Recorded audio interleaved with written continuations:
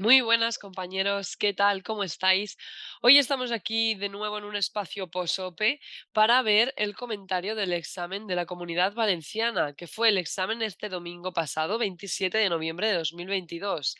Bueno, es un examen que se está trayendo, está teniendo muchísimo revuelo el posexamen, porque ha sido un examen por lo que se habla muy complicado, ¿no? Vamos a analizarlo un poco, voy a contaros mi opinión y vamos a ver un poco de qué va este examen y algunos truquillos con los que podemos sacar algunas de las preguntas del examen. Bien, en primer lugar, en mi opinión, decir que ha sido un examen muy rebuscado, es cierto.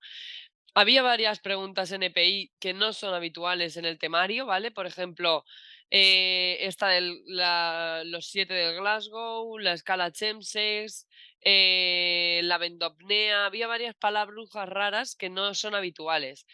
Pero bueno, también tenemos otras preguntas que sí que se podían sacar un poco con sentido común y algunas que entraban en el temario.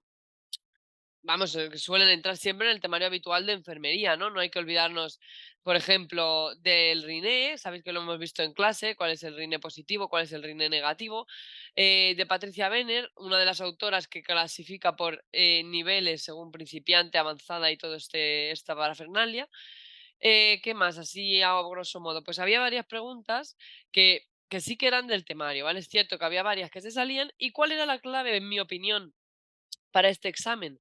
Pues en mi opinión la clave para este examen era saber que había que jugarse lo justo. ¿Por qué? Porque es un examen en el que 3 mal quitaban una bien, es decir, no es lo habitual que son 4 mal quitan una bien, las malas te van quitando bastante. Entonces, con 3 mal quitan una bien y un examen complicado como fue este, lo más sensato es dejarte bastantes preguntas. Yo me habría dejado unas 10, 15 preguntas por lo menos. Digo por lo menos, ¿vale? Para probar, para pasar el corte, que era un 4,5/10, nos hacían falta 32 netas o 31,5 netas sobre las... eran 31,5 sobre las 70 que se podían sacar si haces la cuenta de aciertos menos errores partido por 3.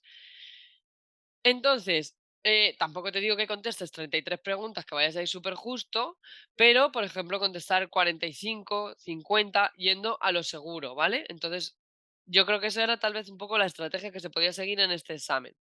Dejarte las preguntas que no te sonaran de nada, porque son NPI, ya sabéis que esas recomendamos que no contestéis las NPIs. Y luego las rosas, pues jugar un poquito, a ver si tengo algo de técnica, a ver si puedo jugar, que si el poder del puede, que si aquí hay muchas taxativas, cosas así, ¿vale? Bien, bueno, no me enrollo más, vamos a empezar con las preguntas. Voy a controlar un poquito el tiempo porque no quiero que nos metamos en mucho lío. Vale, muy bien. Bueno, vamos a empezar a ver preguntas y a trabajar con preguntas. Cosas que os quiero decir. Bueno, a nivel de posexamen, os quiero pedir un poco de calma, ¿vale? La cosa va a ir lenta. Sois muchísimos los que habéis hecho el examen, son muchas plazas, entonces tardarán en resolver.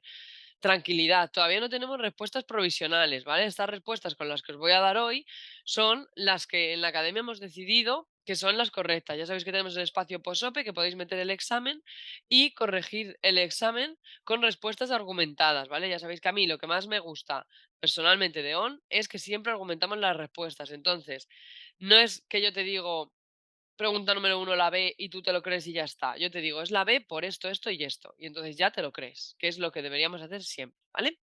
Bien, vamos a empezar con las preguntitas. Empezamos con la jefa de los jefes, que es la Constitución española.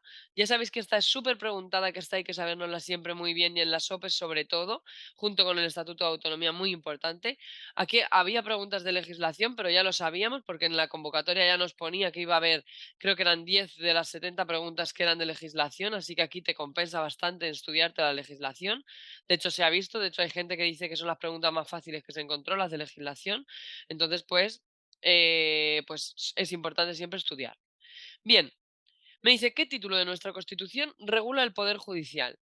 ¿El 6, el 7, el 8 o el 9? Es un toro bravo, ¿te la sabes o no te la sabes? Entonces, relax y vamos a pensarlo. Tenemos que en nuestra libreta de oro, yo siempre os digo, tenéis que tener los artículos más importantes de la Constitución, ¿vale? Que no lo voy a ver hoy porque creo que no entra, creo que aquí vamos a ver la estructura que tiene la Constitución, ¿vale? Que es lo que vamos a hablar ahora. La Constitución tiene un título preliminar, 10 títulos, 169 artículos y 4911 de disposiciones.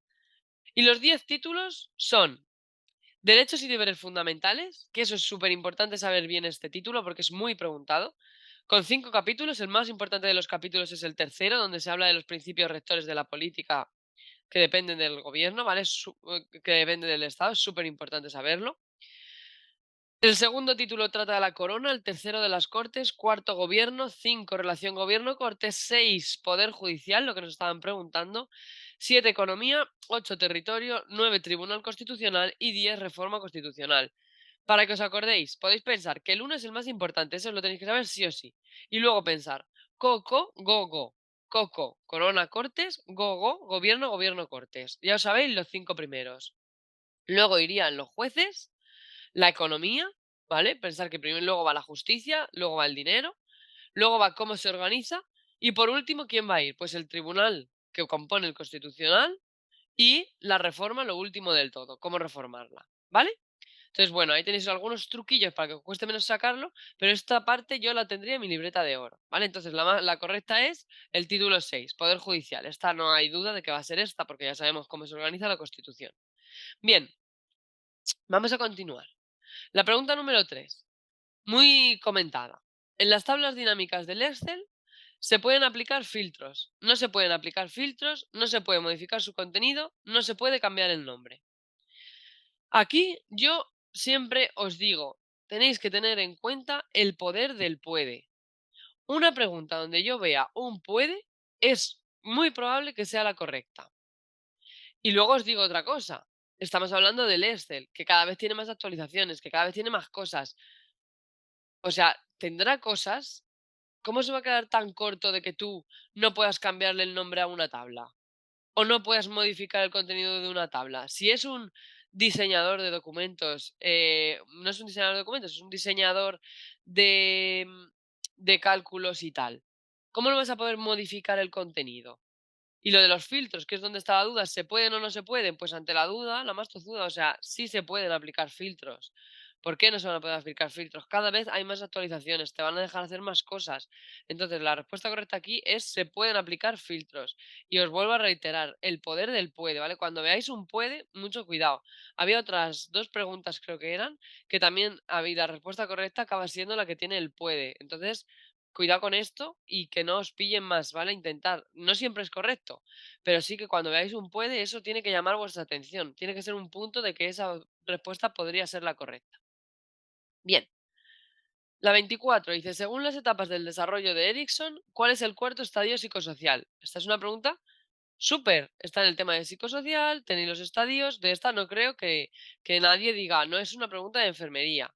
Bien, las estadios, el cuarto, ¿cuál es? Respuesta de confianza versus desconfianza, autonomía versus vergüenza y duda, laboriosidad versus inferioridad o iniciativa versus culpa.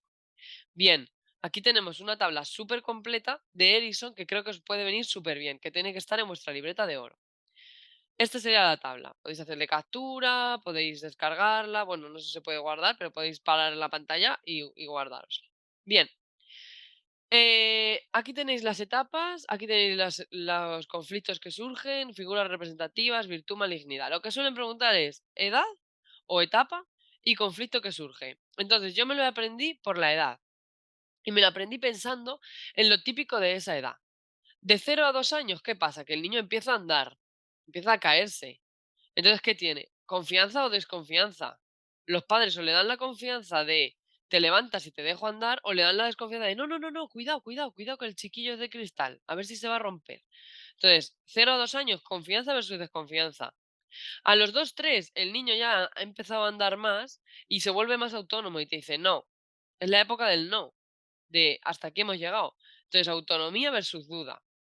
3 6 años, mi hermana es maestra infantil y yo me lo aprendí pensando, o les da iniciativa o los culpa de que no hacen nada los chiquillos. Entonces, iniciativa versus culpa, acordaros de mi hermana. De los 7 a 12 años, la escolar, ¿qué hacen? Pues trabajar un montón, laboriosidad versus inferioridad. El adolescente de los 12 a 19 lo que tiene es el rol. Acordaros simplemente del rol, identidad y confusión de rol. El adolescente, el rol. El adulto joven, ¿qué quiere? Pues intimidad, porque ya no es un niño, porque ya está más mayor, pues intimidad. El adulto medio, creatividad, porque si no se aburre, se estanca. Y el viejo, más de 50, integridad versus desesperación. Acordaos de que la última etapa es la más desesperante. ¿Vale? Ahí tenemos todas las de Edison. Y nos ha preguntado que cuál es la cuarta. Pues la cuarta, laboriosidad versus inferioridad. ¿Vale? Esa sería la respuesta correcta. Bien, pregunta 26. De las siguientes escalas para valorar el dolor, ¿cuál no está recomendada en población neonatal a término y o prematuros? Aquí importante, yo me llevaría el boli amarillo y marcaría no y prematuros y a término, porque es lo más importante. Y me parece la CRAIS, la PIP, la NIPS y la Wombaker. Por estudiar, o no por estudiar, por habitual, yo me tengo que saber la de Wombaker, porque es la de las caras. Esa aparece en todos lados. Entonces, si yo sé que es la de las caras, que es una tabletita que yo le enseño al paciente y le digo, ¿qué cara se representa más contigo? ¿Cuál te duele más? ¿Cómo le voy a enseñar yo la cartulina con las caras a un prematuro? ¿Qué me va a decir el prematuro? Tata, o sea, es que no me vale.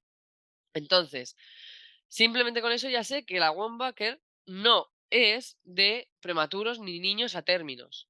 Las otras tres a lo mejor no las conozco, pero la Wombaker seguro que no. ¿Vale? Esa es la correcta. Aquí la tenéis, son las caras y se le lleva. Se usa sobre todo en pediatría cuando el niño ya tiene la capacidad de decirte, pues me duele este o me duele este. ¿Vale? Bien. La 29, una de cálculo de dosis. Me dice, Ana es una paciente de 5 años y 21 kilos, que está ingresada en la cama 405. Debido a una infección le han pautado 250 miligramos de vancomicina cada 6 horas. Si la concentración máxima para su administración intravenosa es de 5 miligramos mililitro, ¿en qué volumen mínimo de suero fisiológico diluiría la dosis que le han pautado a Ana? 25 mililitros, 50, 75 o 100. Venga, esta es un poco toro manso, ¿vale? Es un poco larga, pero no hay que tenerle miedo. Ya sabéis que los toros nos dan tanta información que nos ayudan. Entonces, ¿qué cosas me importan aquí? Pues me importa el 250 miligramos de vancomicina y el 5 miligramos mililitro. No me importa nada más. No me importa los años, no me importa el peso, no me importa la habitación, no me importan las horas, no me importa el suero. Solo me importa el 250 miligramos de banco y 5 miligramos mililitro. Y ahora lo calculo. Jugando, haciendo esa regla de 3. La cabeza te va a decir qué regla de 3 tienes que hacer. Si 5 es 1, 250x. Y me sale, ya sabéis, la regla de 3, lo que está cerca de la x se multiplica, lo que está lejos de la x se divide. 250 entre 5, 50 mililitros. La respuesta correcta, 50 mililitros. ¿Vale? Esto es como se calculan las cosas en pediatría con esta regla. Así que, tranquilidad y buenos alimentos, ¿vale? Siguiente, la pregunta 30. Una diarrea. Se encuentra usted en la unidad de reanimación. Su paciente tiene insertada una vía venosa central de 3 luces, donde lleva fluidoterapia y nutrición parenteral. Se le pauta noradrenalina. Por lo que usted sabe, se debe de administrar por, a mí me importa, 3 luces y noradrenalina. Lo de la fluidoterapia y la parenteral me da igual. Me importa solo que tiene 3 luces y que dónde pongo la noradrenalina. Distal, medial o proximal. O instaurará una vía periférica para noradrenalina. Ojo, cuidado, que la noradrenalina es muy vasoconstrictora y como la pongas por una periférica puedes liarla muy parda. Entonces, distal, medial y proximal son las tres opciones que me quedan. ¿Y cuál es? Puedo dudar entre distal y proximal porque o va a ser una o va a ser otra. ¿Vale? La nora, las catecolaminas en general, se ponen en una que esté en una punta, o distal o proximal. Por lo tanto, yo con esta lógica ya he pasado de tener una pregunta en EPI donde dudaba de 4 a tener una pregunta donde dudo de 2. ¿Vale? Importante. Y ahora, entre distal y proximal, yo voy a recurrir a una infografía de enfermería creativa, ¿vale? Que creo que es súper importante y que creo que las infografías son muy importantes. Ya sabéis que nosotros os recomendamos muchas infografías y os decimos que tengáis para la última semana la libretita de oro y las infografías para que lo repaséis antes del examen. Bueno, pues esto es algo muy visual que en esta infografía lo tenemos súper claro, ¿vale? La luz proximal sería donde irían las catecolaminas, la luz distal es donde se usa para medir la presión venosa central, la fluidoterapia y medicación intermitente, y la medial se puede utilizar para la parenteral, ¿vale? Eso sería lo que podemos utilizar en una de 3 pasos. Súper importante, priorizar las infografías y la libreta de oro la última semana de estudio. No es momento de estudiarte los 50 temas, es momento de integrar y de aprender bien lo que te sabes. Bien, estos son recomendaciones, ¿vale? Luego ya, pues cada uno hace un poco lo que quiere y tal. Pero la recomendación y lo que se debe de hacer es esto. Por la proximal vamos a poner el catecolaminas, acordaros, las drogas por lo proximal. Distal, la medicación, medición, etcétera. Y medial, la nutrición parenteral, ¿vale?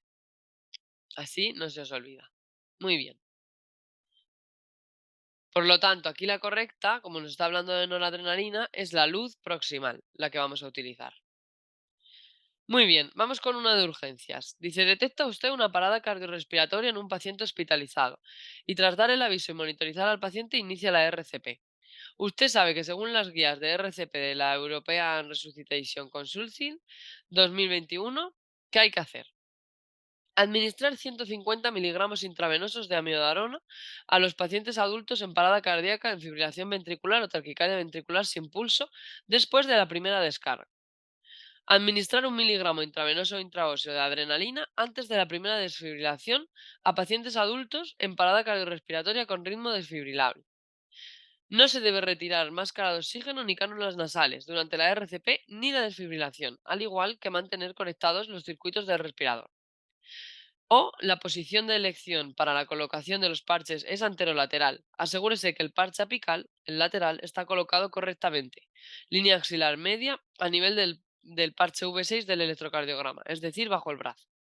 Bien, a ver, en esta vamos a razonar y vamos a pensar. Independientemente de que te sepas o no el algoritmo de cómo se actúa en una RCP avanzada, tienes que sospechar de que siempre vas a necesitar un tiempo para prepararte. Entonces, tú en la RCP avanzada llegas, monitorizas, te das cuenta de que es un ritmo desfibrilable y lo primero que hay que hacer siempre es desfibrilar. Y luego te preparas para hacer otras cosas. Entonces, pegas el chute y te preparas. ¿Cómo te preparas? Te preparas ventilando, intubando, cogiendo una vía, preparando medicación. Pero todo eso no se hace en un segundo, todo eso tarda un poco. Entonces, después de la primera descarga, antes de la primera descarga, yo no hago nada, me preparo y ya está. Cuando voy a poner medicación es después de la tercera descarga. ¿Vale? Acordaros, 3 descargas y empiezo a poner medicación. Y luego lo pongo en los impares. En el 3, en el 5, en el 7, en el 9. La miodarona se pone en el 3 y en el 5 y ya nada más. Y la adrenalina en el 3, en el 5, en el 7, en el 9, en todos esos ciclos. Vale. Por lo tanto, estas dos descartadas. La C, pensamos con el sentido común. Me dice, no hay que retirar la máscara de oxígeno, ni las cánulas nasales, ni tampoco los circuitos del respirador. Entonces, ¿qué hacemos? Reventamos el respirador, porque si yo pego una descarga y está conectado el respirador, lo más probable es que el respirador reviente también. Hay que desconectarlo, ¿vale? Entonces se desconecta y tal. O la máscara de oxígeno, pensar si es alguien que te está sujetando la máscara, no se da con la máscara porque te puedes pegar tú la descarga también. Entonces, pues eso hay que tenerlo en cuenta. Bien. Y la última me dice la posición de la colocación del anterolateral, el apical lateral, en la línea axilar a nivel del V6 bajo el brazo. Pues esa es correcta. Ahí iría el lateral, acordaros, una medio axilar, la otra clavicular en el derecho. Pues así ya lo tenemos, ¿vale? Esa sería la respuesta correcta. Un poco de sentido común, de pensar en lo otro y de entender por qué yo en la RCP actúo de cierta manera, ¿vale? Eso es muy importante en esta pregunta. Venga, una de fórmula de Parlan, que esta también está bastante chula, no suele preguntarla mucho, pero a partir de ahora nos la vamos a estudiar mucho más seguro. Dice, se encuentra en el punto de atención continuada, donde acude un paciente de 28 años que ha sufrido quemaduras en el 60% de su cuerpo. Teniendo en cuenta que su peso son 100 kilos, usted calcula la necesidad de reponer fluidos usando la fórmula de Parlan y conoce que en las primeras 8 horas cuánto ha de administrar. 6.000, 12.000, 18.000, 24.000. Bien, acordaros de una cosa, un truco para que no os olvidéis. La fórmula de Parkland es la fórmula del 4. Escribir 4 con K y no se os olvidará. Parkland 4. Y cojo un 4 y lo multiplico por el peso y por la superficie corporal quemada. Y tengo que 4 por 60 por 100 son 24.000. Entonces, de estos 24.000, yo voy a poner la mitad en las primeras 8 horas y la otra mitad en las siguientes 16. Por lo tanto, las primeras 8 horas, que es lo que me está preguntando, pondré 12.000. ¿Vale? Esa es la respuesta correcta. Acordaros, Parkland 4, cambiar la K y no se os olvidará el número por el que hay que multiplicar tanto superficie corporal quemada como el peso. Bien, una de vacunas. Me dice, tras la administración de la vacuna del tétanos a María, una paciente de 78 años presenta exantema eritematoso y doloroso acompañado de febrícula y elevación de neutrófilos y eosinófilos. Ante este cuadro, usted sospecha de una reacción de hipersensibilidad tipo 2 de Gellicums, que se conoce como, aquí hay mucho rollo para decirme, fenómeno de Raynaud, de Artus, de Somogy o de Kopner. El Somogy me suena a diabetes, no sé a vosotros, pero bueno, lo podemos dejar ahí. Y el Raynaud me suena a algo muscular, pero lo podemos dejar ahí, como si no supiéramos de qué va.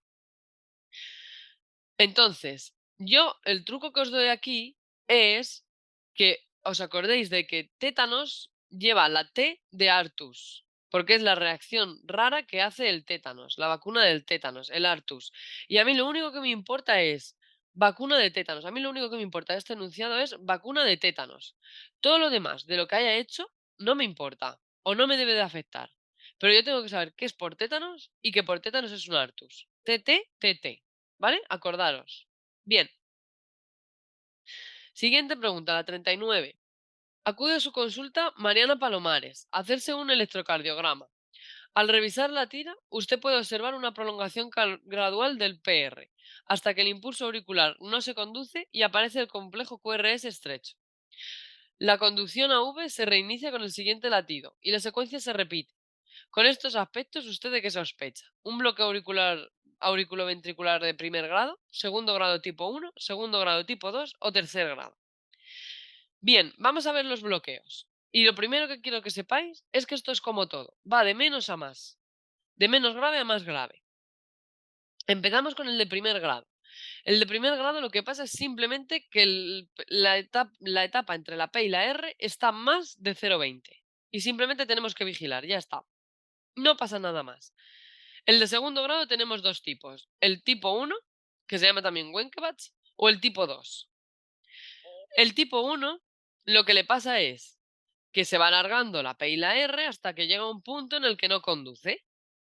Y el tipo 2 es la P y la R están bien y de repente uno no conduce, no alarga. ¿Vale? El que va alargando y va avisando es el tipo 1. El 2 no avisa.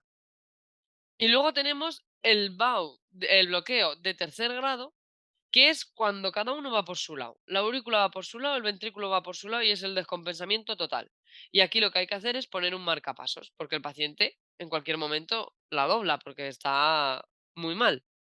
Bien, entonces si volvemos a la pregunta, nos dice que hay una prolongación gradual, que luego no se conduce y que luego se reinicia. Pues la prolongación gradual donde la veíamos era en el MOVIZ 1 tipo 1, ¿vale? Entonces esa es la respuesta correcta. Bien, siguiente pregunta.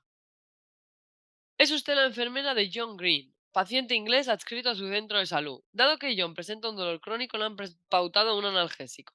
Como usted bien sabe, por cierto, me hace mucha gracia en el examen tantas cosas de como usted bien sabe. Parece que lo tenemos que saber todo. Me hace mucha gracia. Dado el origen británico del paciente y por el riesgo de granulocitosis, la Asociación Española de Medicamentos recomienda evitar la administración de ibuprofeno, paracetamol, metamizol, diclofenaco. Bien, esta yo me la sé porque el otro día tuvimos un paciente en la planta y me dijo la cirujana, ni se te ocurra ponerle nolotil, porque se lía parda, porque los ingleses hay que evitar ponérselo porque pueden tener granulocitosis. Así que, para que no se os olvide, una cosa que a mí se me ocurre es nolotiles, ¿vale? Porque los guiris no tiran nada, se lo beben todo. Aquí en Mallorca, que es donde yo vivo, los guiris se lo beben todo. Pues nolotiles para los guiris. Y el nolotil es para los guiris. Mentira, no es para los guiris, pero te acuerdas de que el nolotil no es para los guiris. Es un juego de palabras, ¿vale? A ver si así os acordáis.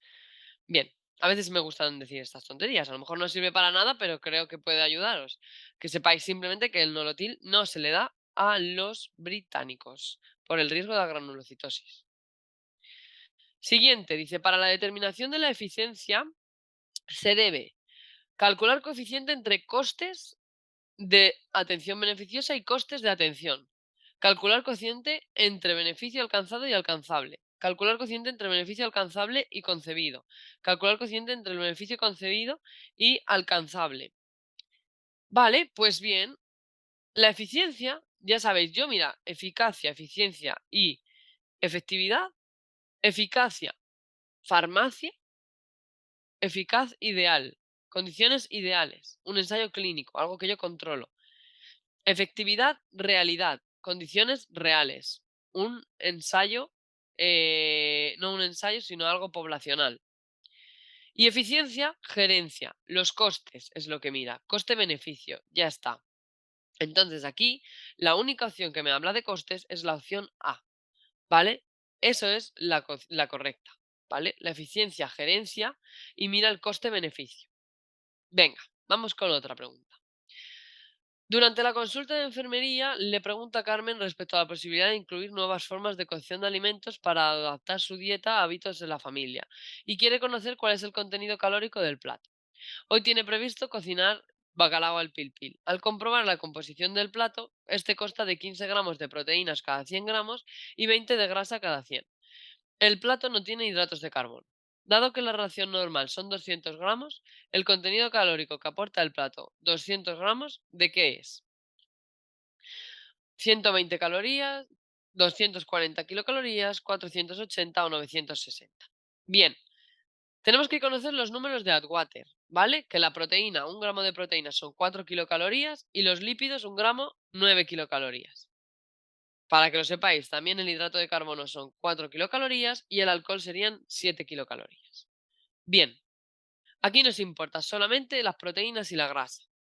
Entonces, lo primero voy a calcular en 100 gramos cuántos kilocalorías tengo de proteínas y de grasa. 15 de proteínas sería 15 por 4 y 20 de grasa sería 20 por 9. 15 por 4, 60, 20 por 9, 180. En total, en 100 gramos yo tengo 240. Pues ¿cuánto tengo en 200? El doble. 240 por 2, 480. Esa es la respuesta correcta. ¿Vale? Bueno, eso es importante. Los números hay que saberlos porque pueden caer cosillas como estas. Es cierto que han enredado un montón porque a mí lo único que me importa es desde aquí. 15 gramos de calorías, 20 gramos de grasa y 200 gramos en total. Todo esto no me importa. Si va a hacer bacalao, si va a hacer mayonesa, que haga lo que quiera. O sea, es que me da igual. ¿Vale? Bien. Vamos a continuar con otra preguntita. La penúltima. Dice, ¿se plantea usted la realización de un estudio de cohortes para comparar la frecuencia de aparición en un evento entre dos grupos? Uno está expuesto al factor y el otro no. ¿Qué medida de asociación es la más adecuada en este tipo de estudio? ¿Riesgo relativo, prevalencia, razón de prevalencias o riesgo atribuible? Pues en un factor de riesgo, en uno sí y en otro no, lo que surge es el riesgo relativo. Y para que os acordéis, pensar relativamente qué riesgo tiene este grupo más que este. Y así no se os olvidará, ¿vale? Relativamente, tú cuánto riesgo tienes y tú tienes más factor de riesgo, ¿vale? Pensar con ese juego de palabras. Bien, y vamos con la última pregunta. La de Riné me dice, ¿se considera la prueba de Riné positiva cuando qué? El sonido que se oye fuera del oído, la conducción aérea, es más fuerte que el del diápaso vibrante en la apófisis mastoides. El sonido del diápaso vibrante colocado en el mastoides es más fuerte que el del oído. El sonido que se oye fuera es igual que el del diápaso, o al colocar el diápaso en el punto más alto de la frente, el paciente detecta el sonido en uno de sus oídos. Bien, lo primero tenemos que saber la diferencia entre el Rine y el Weber. El Weber es el de ponerlo en la frente y a ver cuál oye más. Así que la D la descarto. Y ahora entre las tres, A, B y C, yo sé que si uno oye mejor que otro, va a ser positivo. Y si es el otro, va a ser negativo. Por lo tanto, la C la puedo descartar porque igual no va a ser. Ya me queda A o B. Y me la juego entre A o B. Cuando son dos podéis contestar. La estadística dice que acertaréis más que fallaréis. Entonces, ¿qué tiene más sentido? ¿Que yo oiga mejor por el aire o por el hueso? Por el aire, ¿no? Pues cuando se considera positiva es cuando oigo por el aire. ¿Vale? Por el hueso se considera que la prueba es negativa, como que has fallado la prueba, ¿vale? Venga. Espero que ya después de esto no caigáis más en esta pregunta. Bueno, pues hasta aquí llega la clase de corrección de preguntas. Quería deciros que mucho ánimo para este posexamen. Va a ser un posexamen muy duro, va a haber muchas cosas, vas a oír a mucha gente que, tanto si has aprobado como si has suspendido, está en contra de todo lo que ha pasado, que se enfadan. Yo lo entiendo, es un examen para enfadarse, pero también para respetar a los demás. Si hay gente que ha aprobado, no es un examen imposible de aprobar. Así que tranquilidad. ¿Es injusto? Sí. ¿No hemos podido demostrar todo lo que hemos preparado? Sí. La verdad que es una pena, porque yo sé que muchos ibais muy preparados, que es un examen que ibais a conciencia porque hay muchas plazas. Pero bueno, a veces las cosas vienen así y no podemos hacer otra cosa. Así que ahora relajaros, disfrutar un poco y liberaros de ese espacio post-estudio y si necesitáis cualquier cosa ya sabéis dónde estamos. Los que sois alumnos de ON del curso de Comunidad Valenciana, sabéis que la matrícula dura hasta 15 días después del examen, así que no dudéis en preguntarnos cualquier cosa que necesitéis a la hora de impugnaciones, de lo que sea, ¿vale? Aquí estamos. Y nada más, deciros que os deseo a todos muchísima suerte, que espero que os haya gustado la clase y que nos vemos muy pronto. Un besito.